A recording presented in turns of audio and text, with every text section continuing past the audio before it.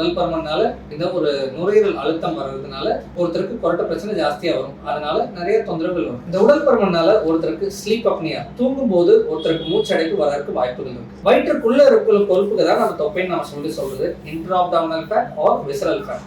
அந்த visceral ஃபேட்டும் wait ஜாஸ்தியா போட போட அந்த நம்பர் ஆஃப் சைஸையும் செல்ஸ்லையும் பெருசடையும். வயிறோட சுற்றளவு ஒருத்தருக்கு பான மாதிரி விரிவடையும் போது அந்த வெயிஸ்ட் இன் சர்கம்ஃபரன்ஷியல் ரேஷியோ பெருசாகும். டயப்ரம்னு சொல்ற பகுதி மேல அழுத்தம் உருவாகும். இவ்வளவு பேர் இந்த ரூம் சைஸ் கேவிட்டி இந்த அளவுக்கு சுருக்கமாயிடும். ஸோ இந்த அளவுக்கு சுருக்கமாகும் போது ஒருத்தர் பிளாட்டா படுக்கிறாங்க அப்படின்னு சொல்லும்போது என் பிரெயின் என்ன சொல்லுவோம், லங்ஸ் உள்ள அழுத்தம் இருக்குது, இவ்வளவு பெரிய ரூம் சைஸ் இந்த அளவுக்கு சுருக்கமாயிருது. பிரெயின் என்ன சொல்லுவோம், நிறைய ஆக்சிஜன் தேவைப்படுது. ஸோ காத்து நிறைய உள்ளுக்குள்ள போச்சு அப்படின்னா மைட் பி லங்ஸ் விரிவடையலாம் அப்படின்னு சொல்லிட்டு நம்மளோட பாடி மெக்கானிசம் நம்மளையே அறியாம வாயை திறந்து மூச்சோட ஆரம்பிக்கும். ஸோ வாயை திறந்து மூச்சோட ஆரம்பிக்கும் போது நாக்கு உள்வாங்கி தொண்டையை அடைப்பட்டிருக்கும். அதை தாண்டி மூச்சு காத்து மேலேயும் கீழேயும் போகும்போது தான் கொரட்டையா சத்தமா வெளியில வருது.